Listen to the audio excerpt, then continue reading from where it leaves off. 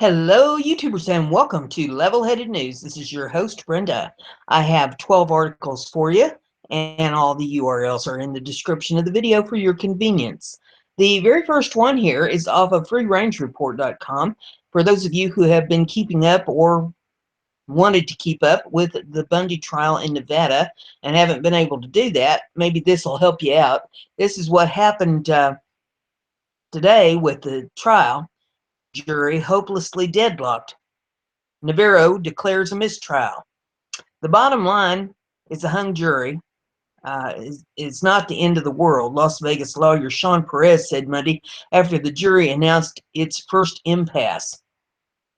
But it's more time in prison for my client. A federal judge declared a mistrial Monday against 4 men accused of taking up arms against federal agents standoff in 2014. A jury convicted 2 defendants on multiple counts, but could not reach a unanimous verdict against the 4 others.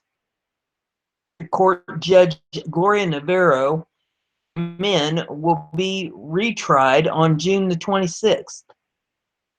Was the first of 3 trials against 17 defendants charged in the standoff, which pitted cattle ranchers, protesters, and militia members against the Bureau of Land Management. The decision will delay the start of the second trial against cattle rancher Cliven Bundy and his sons, Bundy, who are described by prosecutors as the leaders of the standoff. The jury told Navarro on Monday morning that it was hopelessly deadlocked and could not reach verdicts on the 4 defendants. Navarro ordered the jurors to continue deliberating to see if they could reach additional verdicts. Just before 1 p.m., Navarro declared a mistrial and ordered a retrial. They faced 10 identical charges and could spend the rest of their lives in prison if convicted. The jury did not convict any defendants on conspiracy charges. Blow to government prosecutors who built the case to pivot on 2 counts of conspiracy. Gregory Burleson of Arizona was convicted on 8 charges, including threatening and assaulting a federal officer, obstruction, interstate travel in aid of extortion, and brandishing a weapon. Burleson had told a video crew after the standoff that he had come to the Bundy Ranch to kill federal agents. The video crew was made up of undercover FBI agents. Todd Engel of Idaho was convicted of interstate travel in aid of extortion. The bottom line is a hung jury is not the end of the world, Las Vegas lawyer Sean Perez said Monday after the jury announced its first impasse, but it's more time in prison for my client.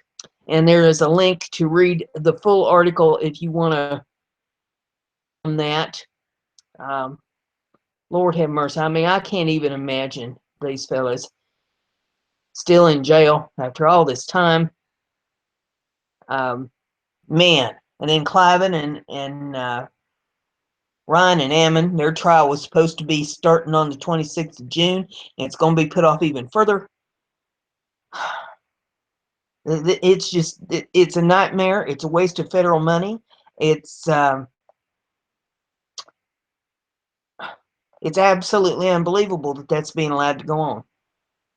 The article I have for you is off of Conservative Tribune.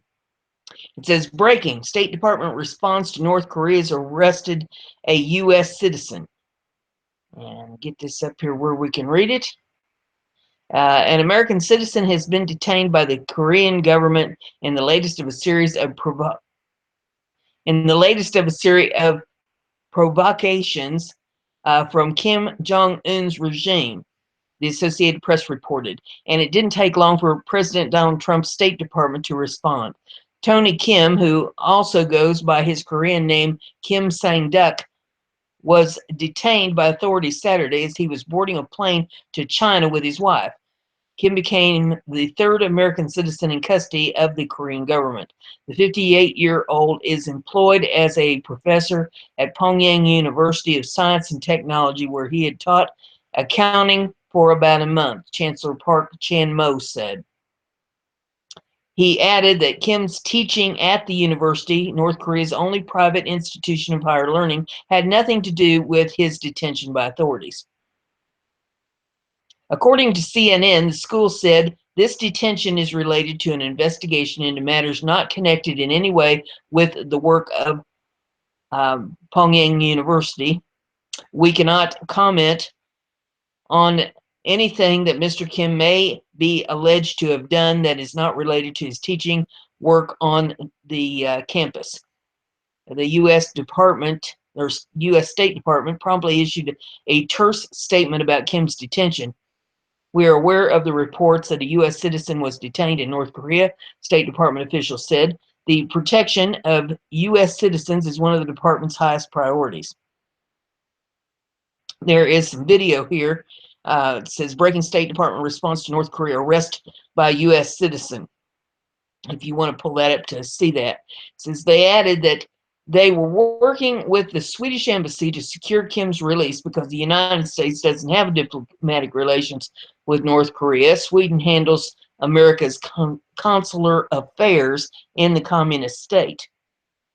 While details of Kim's detention were not immediately made public, North Korea state media hadn't even announced the arrest. We have little doubt this was yet another instance of saber rattling by Kim Jong-un. It's the latest wrinkle in what's become Trump's biggest test, neutralizing the insane North Korean regime. Our thoughts and prayers are with Kim and his family. Let's hope that he can be released without capitulating to any insane demands from Kim Jong-un. The next article I have for you is off Zero Hedge. Since the hamster decides to get it up here for us.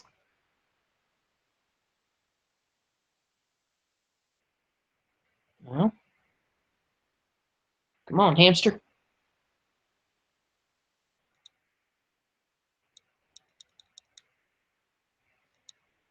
Okay, well, let's try this.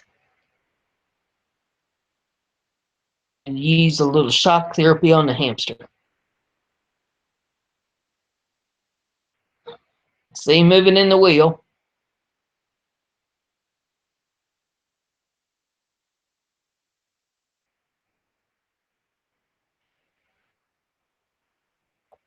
Okay, he's doing better now.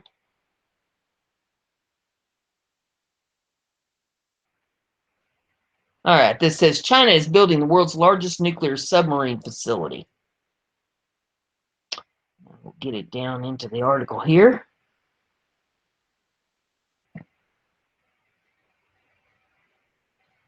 Okay, perhaps it's time to shift attention away from the rally around the flag diversion that is North Korea and pay some attention to China, which, delighted by the ongoing geopolitical distractions, is currently building the world's largest submarine facility, which will be able to produce as many as 4 ultra-modern nuclear submarines at a time.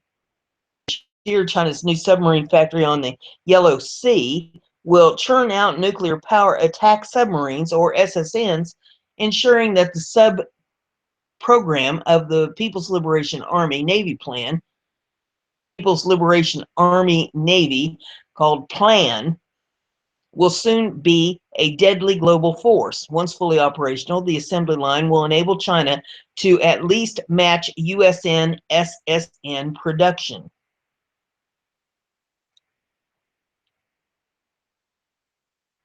The hamster is running as fast as he can go here. Boyhay Shipbuilding Heavy Industrial Corporation, called the BSHIC, is putting the finishing touches on its new facility, which, as profiled by PopSci, will start production this year.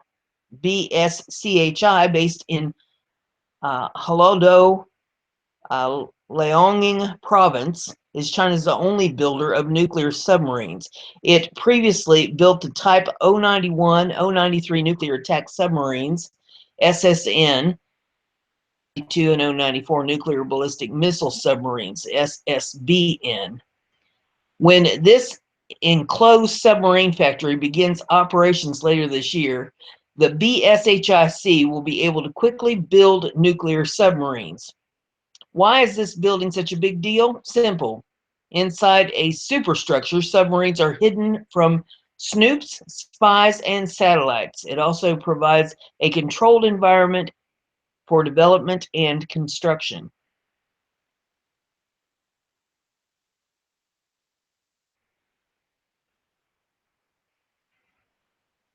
According to PopSci, the massive new assembly hall, which measures more than 430,000 square feet, has enough room for two parallel production lines, each production line dedicated to assembling and attaching together submarine modules, and the other half dedicated to finishing the hull with quieting measures like anechoic tiles.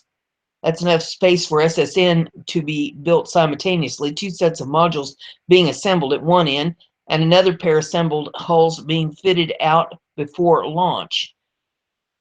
Once completed, the SSN is rolled off the line and into the ocean. The assembly hall can also handle construction of the next generation SSBN, the type 096. And they've got a picture here. It says the module assembly hall is well equipped with gantry cranes for lifting SSN modules in position and parallel rails for moving completed hull sections further down the assembly line.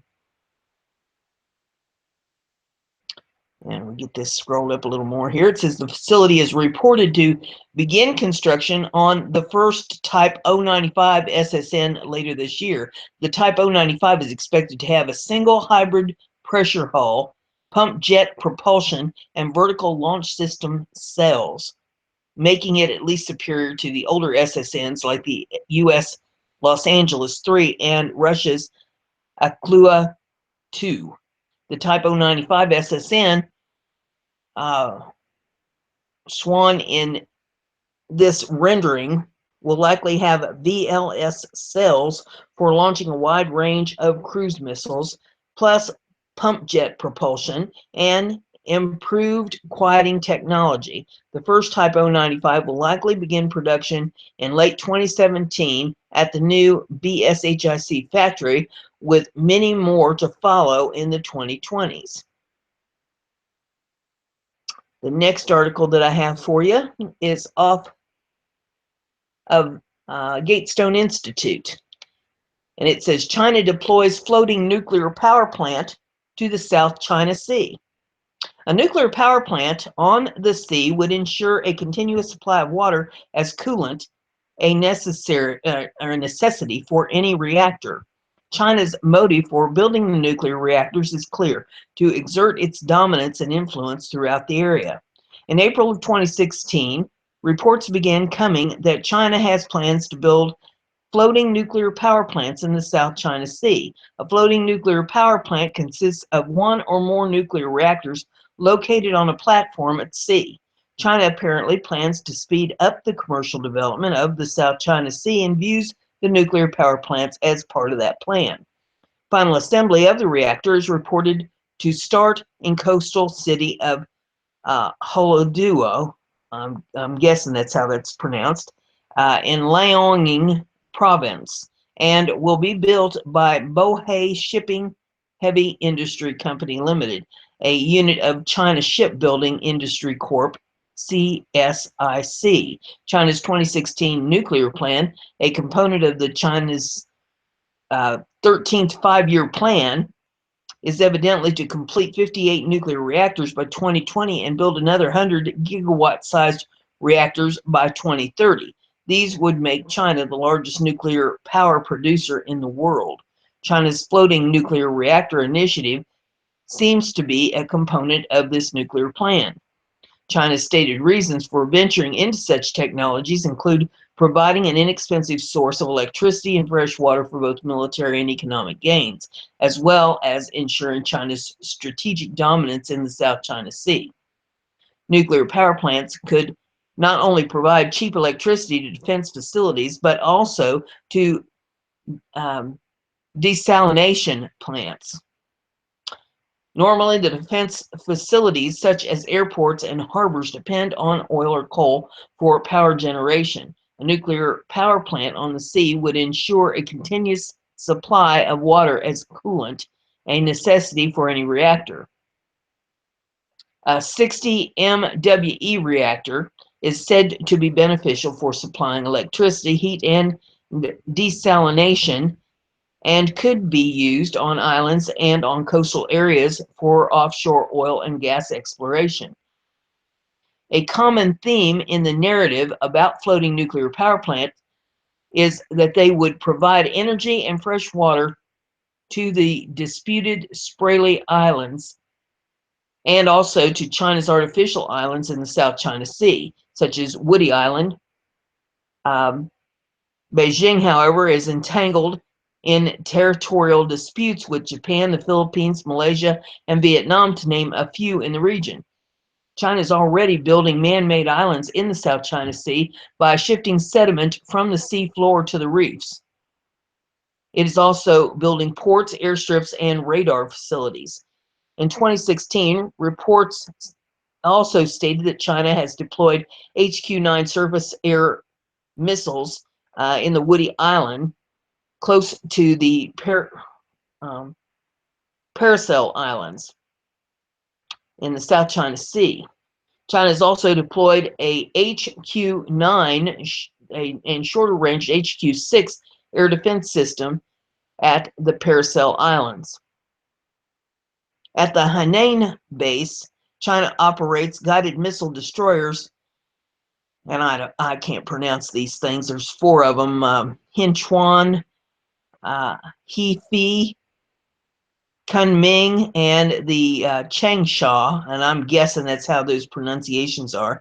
The DF-21D carrier killer anti-ship ballistic missile, called the ASBM, is also an added asset for China. China has as well unilaterally established an Air Defense Identification Zone, ADIZ, in the East China Sea, and stated that it had the right to establish similar zones in the South China Sea.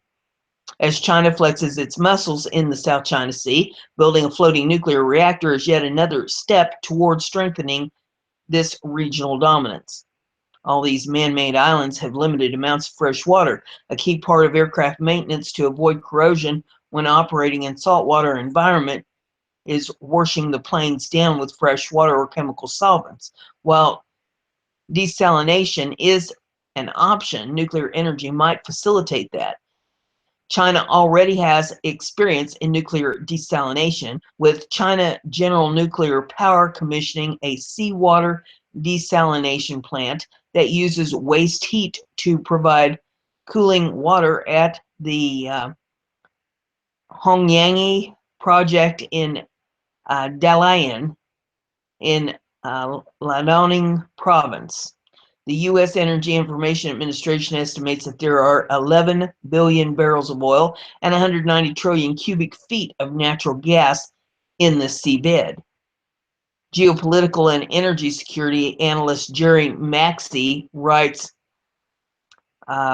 most of the gas in SCS is located in offshore deep water fields defined as 400 to 1,200 meters. That's more technology challenging and costly to develop than shallow water or onshore fields. In order to monetize any potential deep water gas discoveries, subsea pipelines would need to be built to onshore processing facilities. This plan, that may or may not be politically conceivable, maritime nuclear floating reactors would apparently provide an advantage for offshore gas exploration. The South China Sea is crucial for states vying to gain influence in the Persian Gulf and the Middle East, as well as for maritime commerce. The South China Sea is also rich in hydrocarbons and fish in regions where the staple diet is fish.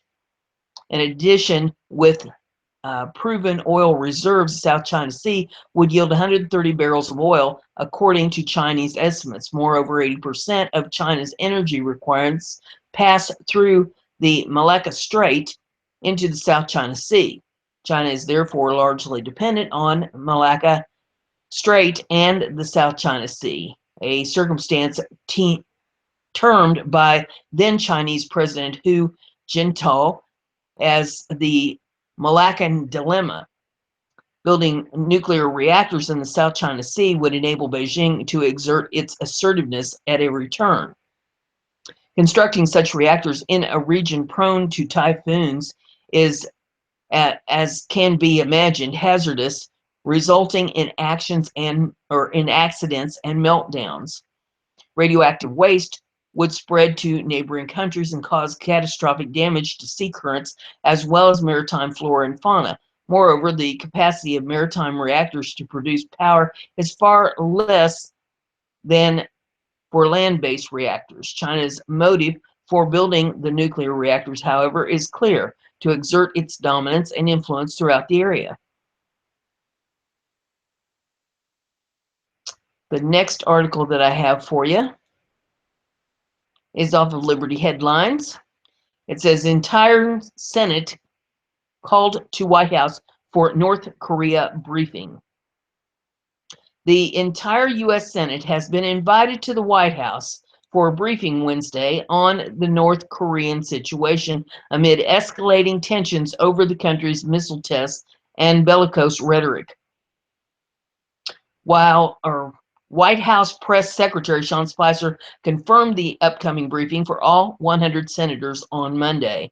Secretary of State Rex Tillerson, Secretary of Defense Jim Mattis, Chairman of the Joint Chiefs of Staff General Joseph Dunford, and Director of National Intelligence Dan Coats plan to provide the update to the lawmakers. It's rare for the entire Senate to be invited to such a briefing. Spicer clarified that while the event will take place on White House campus, it is technically a Senate briefing, and Majority Leader Mitch McConnell, Republican of Kentucky, is the one who convened it. The briefing, first reported by Rutgers, was confirmed after President Trump earlier spoke to the leaders of both China and Japan. Trump spoke by phone with Chinese President Xi Jinping and Japanese Prime Minister Shinzo Abe. Xi told Trump that China strongly opposed North Korea's nuclear weapons program and hoped all parties will exercise restraint and avoid aggravating the situation. According to Chinese broadcaster CCTV, Trump hopes China could increase pressure on its isolated ally instead of using military options or trying to overthrow Kim Jong-un's regime. The next article that I have for you is off of Western Journalism, and it says North Korea says preemptive strike will reduce U.S. to ashes, and it will completely and immediately wipe out. It says North Korea launched another round of aggressive rhetoric at the United States on Thursday as media reports indicated troops in both China and South Korea were on high alert. As a major military anniversary approached Tuesday, North Korea's state-run Rongdong Singmun newspaper hurled a threat at the United States. In the case of our supermighty preemptive strike being launched, it will completely and immediately wipe out not only the U.S. imperialist invasion forces in South Korea and its surrounding areas, but the U.S. mainland and reduce them to ashes, read the newspaper. South Korea said it was bracing for possible provocations as North Korea prepares to celebrate the 85th anniversary of the foundation of its Korean People's Army on Tuesday. It is a situation where a lot of exercise equipment is amassed in North Korea, and also a lot of strategic assets are situated on the Korean Peninsula because of the South Korea-U.S. military drills, said South Korean Unification Ministry spokesman Lee Dunk-hanging. We are closely watching the situation and will not be letting our guards down, he added.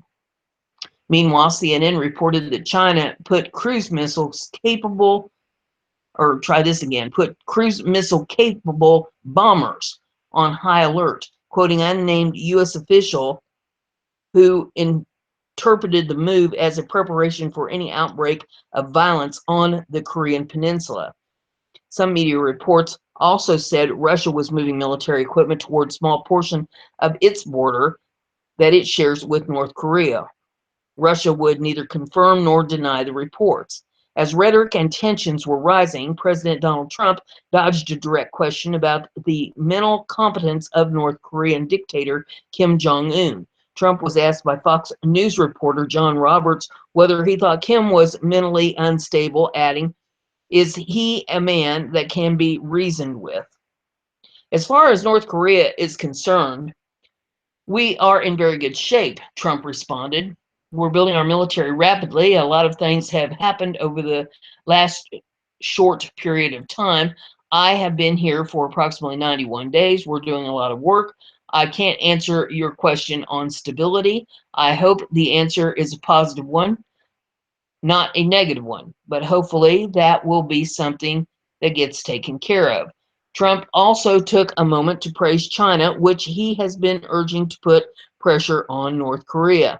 "I have great respect for the president of China," Trump said. "As you know, we had a great summit in Florida and got to know each other, and I think, and try this again, and got to know each other, and I think like each other.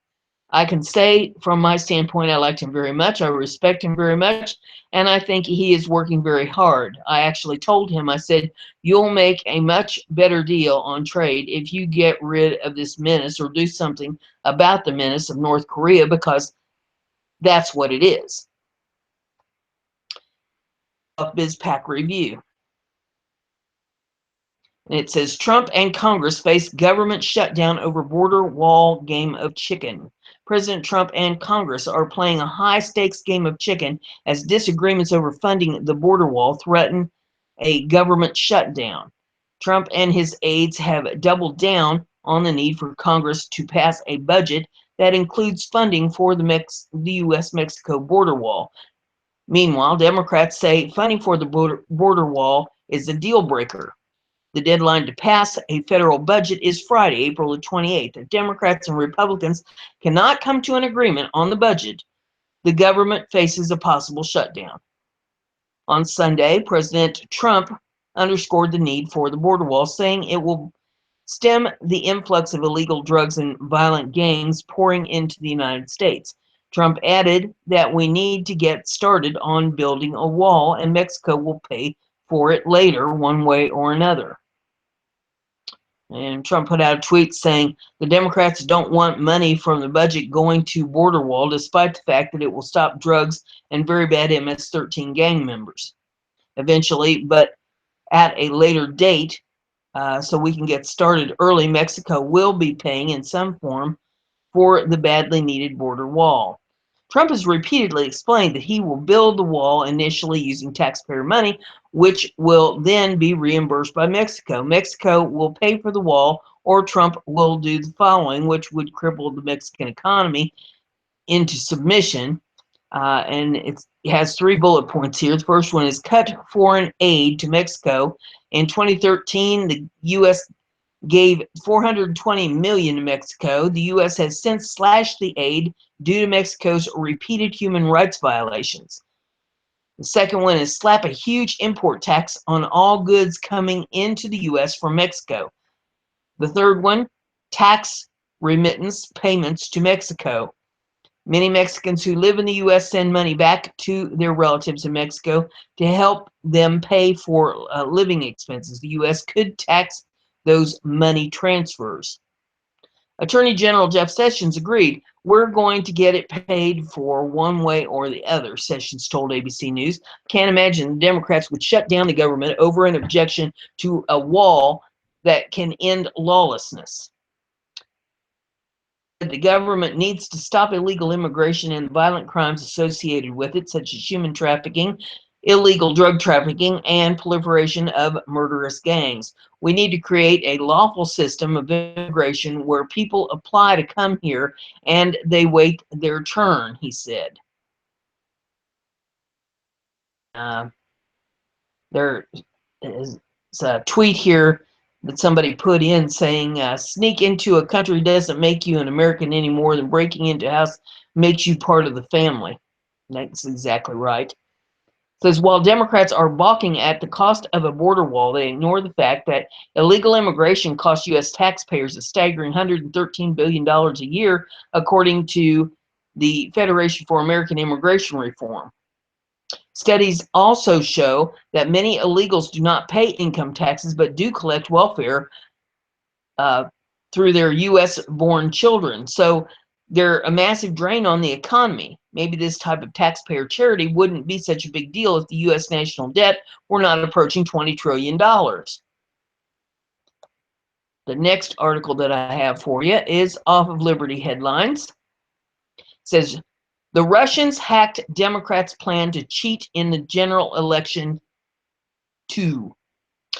Originally came from Breitbart, and it says that a New York Times report on Saturday claimed that FBI Director James Comey decided to reveal last year that he was reopening the investigation into Democratic presidential nominee Hillary Clinton because he suspected Attorney General Loretta Lynch was covering up for, and because an email found by Russian hackers seemed to support those suspicions. The Times investigation report suggests that U.S. intelligence agency managed to intercept some of what Russian hackers were stealing, and that one document, described as both a memo and an email, was written by Democratic operative who expressed confidence that Ms. Lynch would keep the Clinton investigation from going too far. According to the Times, Comey feared that Lynch, who had insisted the Clinton probe be referred to as a matter and not an investigation, and who suggested the investigation was not criminal when in fact it was, would declare the case closed. And then Russian hackers would leak the document to undermine the FBI's image of independence. The Times notes Mr. Comey's defenders regard this as one of the untold stories of the Clinton investigation, one they say helps explain his decision-making, and if a local news reporter in Phoenix had not caught the Lynch meeting with former President Bill Clinton, she might have succeeded in sheltering the Clintons even more effectively than she had. Article is off the Conservative Tribune. It says Trump considers reimposing Iran sanctions, completely dismantling Obama's nuclear deal. Could President Donald Trump reimpose sanctions on Iran just 1 year after former President Barack Obama lifted them? The White House says it is very possible. According to the Washington Free Beacon, the Trump administration is investigating whether they should dismantle the Iran nuclear deal and reimpose sanctions on the country that had been in place for 20 years until Obama dismantled them. In 2016, President Obama signed an executive order lifting sanctions on Iran in exchange for compliance with an international nuclear agreement. As part of the deal, Iran agreed to limit its nuclear program and got its hands on financial assets frozen in the international community for decades. In a letter to House Speaker Paul Ryan, Secretary of State Rex Tillerson announced that Iran was in compliance with the nuclear agreement, what was nonetheless still a national security threat due to its support for terrorism. President Donald J. Trump has directed a National Security Council-led interagency review of the Joint Comprehensive Plan of Action that will evaluate whether suspension of sanctions released to Iran pursuant to the JCPOA is vital to the national security interests of the United States, the letter stated.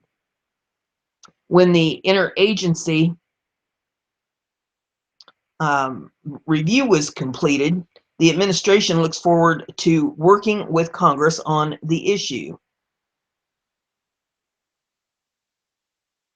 Or the Tehran, I guess it's how it's pronounced, the Tehran Times, an Iranian newspaper, would decide on May the 19th whether to reimpose some sanctions that President Obama lifted. While on the campaign trail, President Trump was quite outspoken that the Iran deal was not a net good for the United States interest. He even vowed to rip it up. It seems as if the president is making good on yet another of his campaign promises to put America first. The next article is off of BizPac Review. It says Sessions points, Get it straightened up here. There we go. Sessions points out cuts in improper tax credits to mostly Mexicans could pay for the wall. Attorney General Jeff Sessions pushed back on Sunday to the left's hyperventilating over him referring to the state of Hawaii as an island in the Pacific. Sessions responded to the criticism over the remark he made while talking about a judge halting President Donald Trump's travel ban from 6 predominantly Muslim countries during an appearance on ABC this week, suggesting geographically challenged Democrats need to lighten up. Nobody has a sense of humor anymore, he told the host George Stephanopoulos. Sessions also said President Trump's proposed border wall may be funded in part by reducing erroneously issued tax credits that go to mostly Mexicans. We're going to get paid for it one way or another, the Attorney General said. I know there's $4 billion a year in excess payments, according to the Department of the Treasury own Inspector General several years ago, that are going to payments to people, tax credits that they shouldn't get. Sessions continued. Now these are mostly Mexican, and those kind of things add up. $4 billion a year for 10 years is $40 billion. There's a lot of ways we can find money to help pay for this. The next article is off of My Daily Informer. And this is one that I did not know. So I figure if I didn't know it, probably there's a lot of you that don't know it too. And then maybe there are some of you that's smarter than me that did know it. So bear with me. It says, breaking. America is under attack by these 187 groups funded by George Soros. And this starts out with a Bible verse. It says Proverbs 24, 1 through 28. Says, be not envious of evil men, nor desire to be with them, for their hearts devise violence, and their lips talk of trouble. By wisdom a house is built, and by understanding it is established. By knowledge the rooms are tilted with all precious and pleasant riches. A wise man is full of strength, and a man of knowledge enhances his might. I fully agree with General Washington that we must protect this young nation from an insidious influence and penetration. The menace, gentlemen, is the Jews. In whatever country Jews have settled in any great number, they have lowered its moral tone, depreciated its commercial integrity, have segregated themselves, and have not been assimilated, have sneered and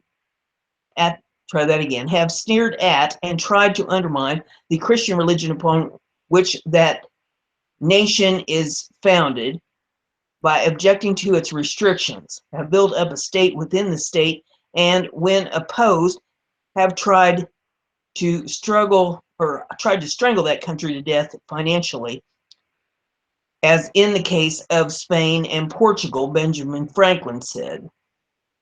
Okay, well, then the article goes on here, and it says notorious globalist billionaire George Soros has gone on record threatening to take down President Trump and promising an audience at the World Economic Forum in Davos that the New World Order are making necessary preparations to completely and utterly obliterate every single Republican plan. Forget about halting construction of Trump's wall. Soros won't be happy until every map of the U.S. is free of borders. Migrants outnumber patriots. The White House is torched, and we are governed by a totalitarian one-world government who continue to hate us even though we don't have freedom anymore.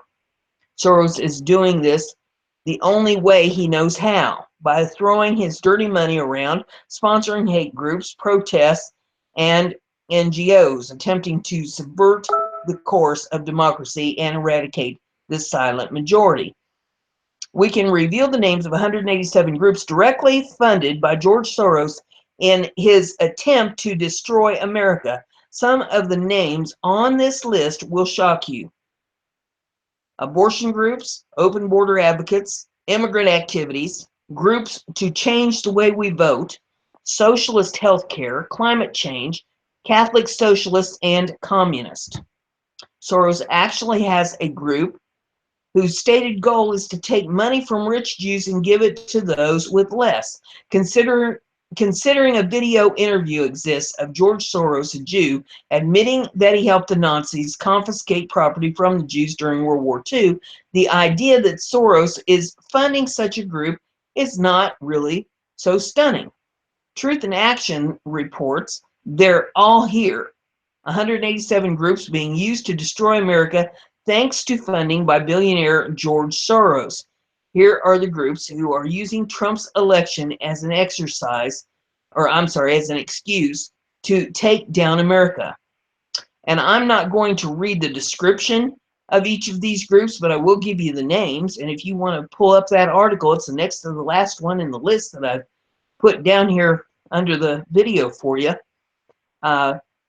Advancement Project, Air America Radio, All of Us or None, Alliance for Justice, America Coming Together, America Votes, America's Voice, America Bar Association Commission on Immigration Policy, American Bridge 21st Century, American Civil Liberties Union, American Constitution Society for Law and Policy, American Family Voices, American Federation of Teachers, American Friends Service Committee, American Immigration Council, American Independence News Network, American Institute for Social Justice, American Library Association, American Prospect Incorporated, Applied Research Center, Arab American Institute Foundation, Aspen Institute, Association of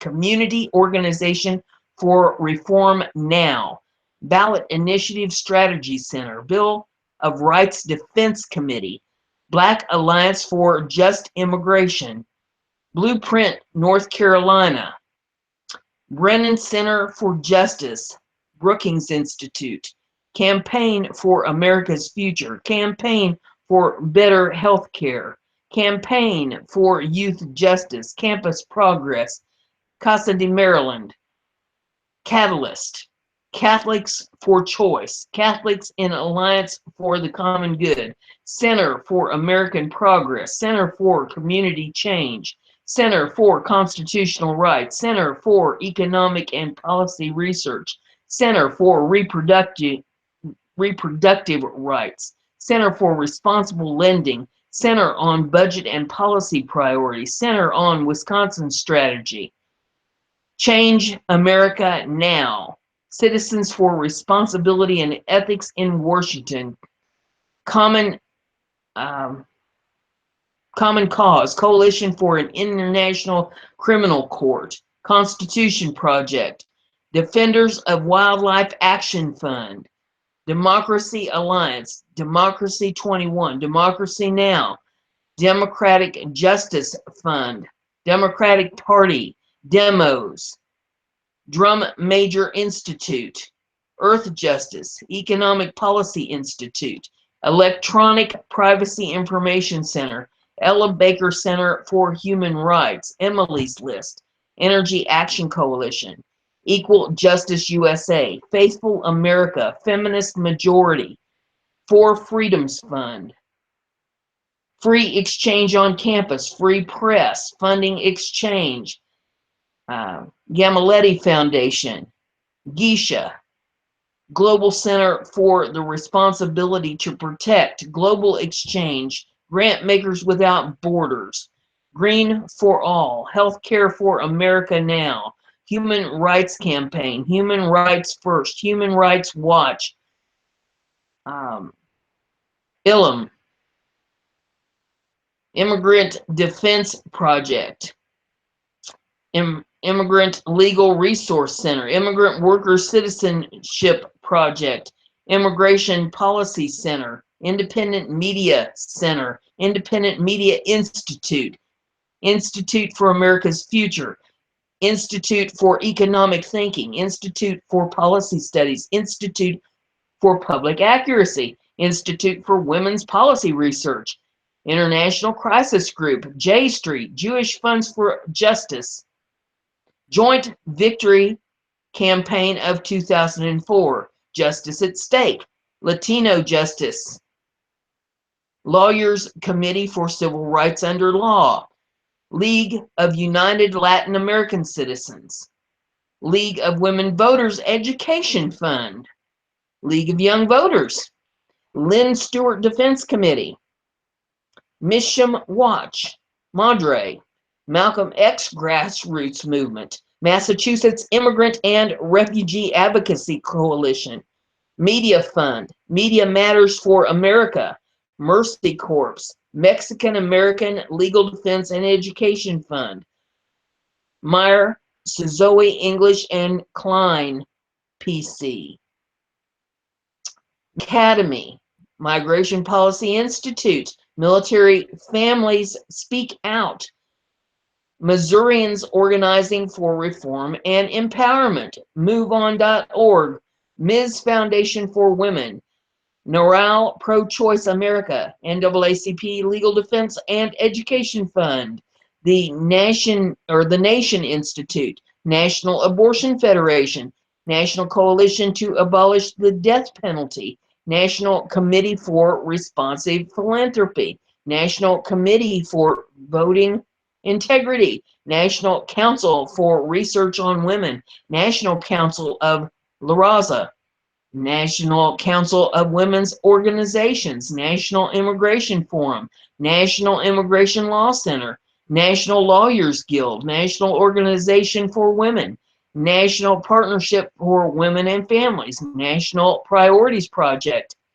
National Public Radio, National Security Archive Fund, National Women's Law Center, National Resources Defense Council, New Israeli Fund, News Corp Watch, Pacifica Foundation, Peace and Security Funders Group, Peace Development Fund, People for the American Way, People Improving Communities through People Improving Communities through Organizing, Physicians for Human Rights, Physicians for Social Responsibility, Planned Parenthood, Plowshares Fund, Prepare New York, Presidential Climate Action Project, Prison Moratorium Project, Progressive Change Campaign Committee, Project Vote, Protesis Fund, Public Citizen Foundation, Public Justice Center, Rebuild and Renew America Now, Res Publica, Secretary of State Project, Sentencing Project, Social Justice Leadership, Shadow Democratic Party, Sojourners, Southern Poverty Law Center, State Voices, Talking Transition, Think Progress, Thunder Road Group, U.S. Public Interest Research Group, Universal Healthcare Action Network, Urban Institute, USA Action Education Fund, Voto Latino, We Are American Alliance, Working Family Party, World Organization Against Torture, YWCA World Office Switzerland. Then it says secondary or indirect affiliates of the George Soros Network. In addition to those organizations that are funded directly by George Soros and his Open Society Institute, there are also numerous secondary or indirect affiliates of the Soros Network. These include organizations which do not receive direct funding from Soros and OSI, but which are funded by one or more organizations that do, according to Dr. Rich Swire.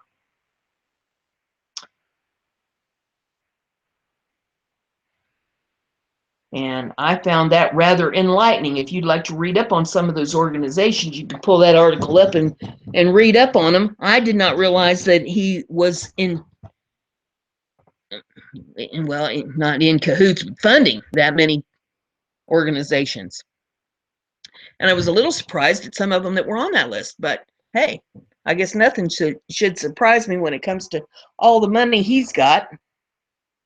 The next article I have, and final one in the episode, is off of Conservative Tribune. Trump rolls back $60 billion in regulatory savings. And get the hamster to get it up here where we can read it. In tandem with the GOP-led Congress, President Donald Trump has managed to save American business investors and consumers an estimated $60 billion by slicing and dicing former President Barack Obama's draconian regulations like a professional chef. Moreover, the recent repeal and delay of additional regulations could ultimately lead to notable $85 billion. Oops, it jumped a little bit on me.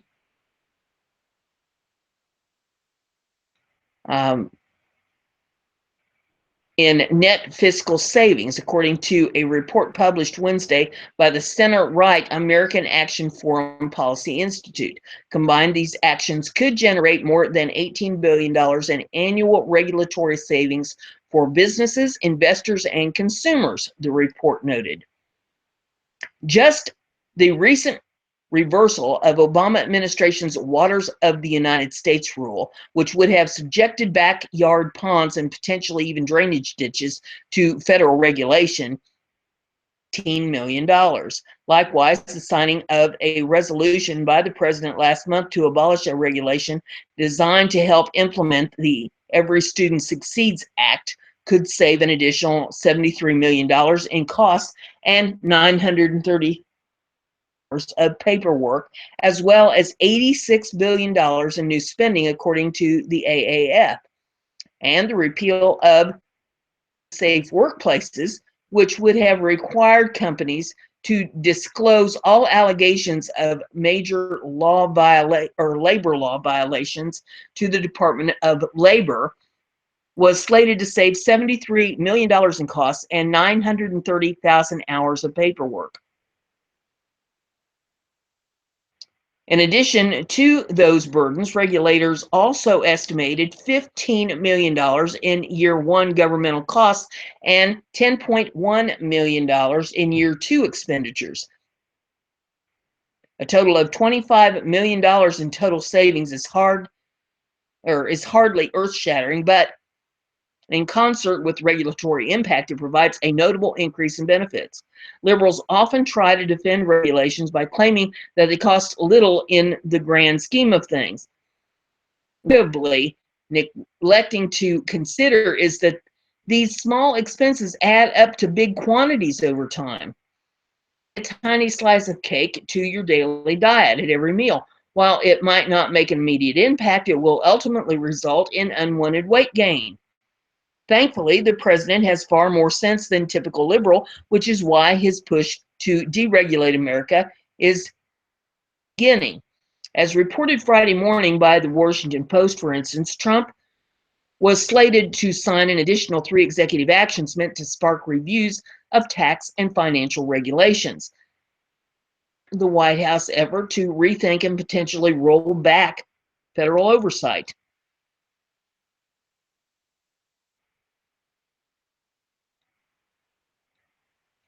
All we can say is keep it coming. That's all I have for you in today's episode. If you like what I'm doing here, give it a thumbs up. Share it on your social media so everybody gets to enjoy the news. And don't forget to subscribe if you haven't done that, and that way you'll stay informed. Have a great day.